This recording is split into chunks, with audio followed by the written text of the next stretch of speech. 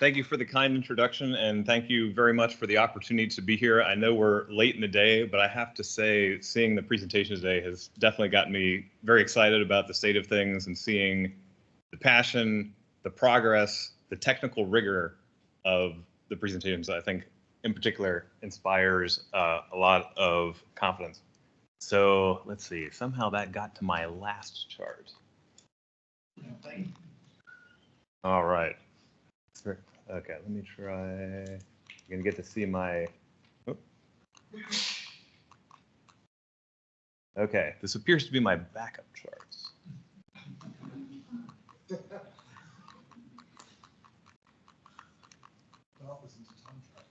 Apparently. Okay, well, not the deck I was expecting, but that is okay because I can talk to anything. So let me first mention that Charity Whedon was wrong about something. The first instance of the collection of solar energy in space and beaming it to the ground actually occurred in 1958 with the Vanguard satellite, which was the first satellite to use solar cells.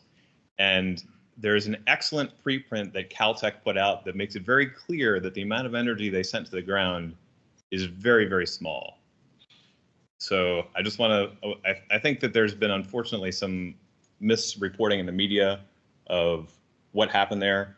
And it is definitely a big achievement. They did 10 gigahertz power beaming on board the spacecraft over about 30 centimeters, and they steered the beam, which is for sure notable. Similar actually to John's demo here, although shorter distance. But saying that they beamed energy to the ground, like, kind of stretches the definitions of what constitutes a power beaming link and what constitutes a communications link. So just want to get that out there. And it's a little selfish because this would be in my charts if I had the main deck. Last year also was the longest distance, highest power laser power beaming demonstration in space, or I should say actually the longest distance, highest power beaming in space of any type, which was also admittedly relatively short. It's about 1.5 meters, and it was 2.5 watts, but the end-to-end efficiency, so DC in to DC out, was 12%. And that sounds low, as I think a question came earlier today, and there is definitely an opportunity for improvement in these metrics. But nonetheless, we have done power beaming in space like at meaningful levels. So because the charts for power, the persistent optical wireless energy relay, apparently did not make it into the deck. Let me speak briefly about that. So I'm a DARPA program manager. I have been for about a month now, so I'm still getting the hang of things. But one of the recognitions in, I think, the wider community, and certainly at DARPA, is that we've been doing power beaming in various forms, RF power beaming literally for 60 years, and laser power beaming for about 30 years. And the fact is, there's still a desire to have more power, longer distance, higher efficiency, and at the same time have all of this be safe. So the record that stood for a very long time, from 1975, that I suspect most of you are familiar with the NASA Goldstone demonstration, was only about a mile, about 1.6 kilometers. And while there are some unpublished instances of slightly longer distances, and the Koreans just this last November published a video that showed a 1.8 kilometer distance, we have not been doing a great job of like showing the scaling here. So there's a lot of different things you can measure about power beaming links. This is a selection of 15 different ones. But as I said, the total power delivered, the distance, the efficiency, the safety are really the key ones that I think need some attention. You guys know that we can do power beaming across the electromagnetic spectrum. I have a collection here of some of the historical demonstrations that have happened over the last 20 years or so on the optical side. In interest of time, I won't go into each one of these. I believe my charts will be available. If you want more detail on these things, certainly talk to me afterwards, and these are all publicly released and I can supply them.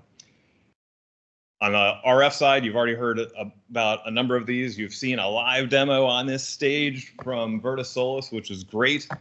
And I'll mention a little bit also about some demos that before I came to DARPA, I was at the Naval Research Laboratory, and we did start trying to push this distance power level limit. And this shows some of that. We did a demo just south of Washington, D.C., where we did laser power beaming over a kilometer to a variety of different receivers. We did a STEM demonstration in space. You can see the YouTube video link there. This was done in 2020 by astronaut Jessica Meir, which used a small rectenna receiver on the space station to be powered off the Wi-Fi. And we've done laser power beaming in various forms with a real focus on safety. In 2019, we did a demo also near Washington, D.C., where we sent over 400 watts over a distance of 325 meters, fully enclosed in a safety system, so that we had 100 people there, no laser safety eyewear, walking around the beam, walking around the transmitter, walking around the receiver. It is possible to do power beaming at high power densities safely, and this is, of course, key to public acceptance for power beaming for space solar. So we also did on the microwave side, this was also at 10 gigahertz. As John mentioned, a lot of the activity in the US recently has been at 10 gigahertz. This was 1.6 kilowatts at a distance of a kilometer. The beam had very low duty cycle. We did also do a separate demonstration in Massachusetts where the duty cycle was higher and more energy was delivered, but the power level was lower. And if you parse through that, it does all make sense. I can talk to you in more detail about it if you have questions. A lot of things going on around the world, won't delve into that. And I will, well, now it's jumping all over the place. I will say that I think a good colloquial description for what constitutes power beaming, as it would be done for space solar, is what I call the 1-1-1 rule. It has to be at least 1 meter. It has to be at least 1% efficient, and you should be able to do it for at least 1 minute. So if you can't meet those three like relatively simple criteria, like I think calling it power beaming sort of stretches the definition. I don't know if there's someone controlling the computer somewhere, but if you can put my presentation back, there is one chart that I would like to talk about. Do we have an AV person in the house? Apparently not. Okay, so if I had my chart, what it would show is actually, okay, all right, okay, and we've heard a little bit about this. Okay, so this is actually very similar to what Ben showed a short while ago. This is log for power output and distance, and the blue dots are things that have actually been done. It's a little hard to see, but the dotted gray dots way up in the upper right there are what has been proposed. You may notice that there are several orders of magnitude between what's been demonstrated and what's been proposed, and the path to what we're talking about here, solar power satellites, runs through that white space. So one of the things we're trying to do with power, the persistent optical wireless energy relay, is get a lot farther to the right along that x-axis. As I mentioned, most power beaming demonstrations have only been a kilometer or a few kilometers at most.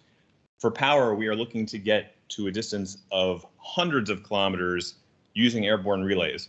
This technology is likely also applicable to solar power satellites.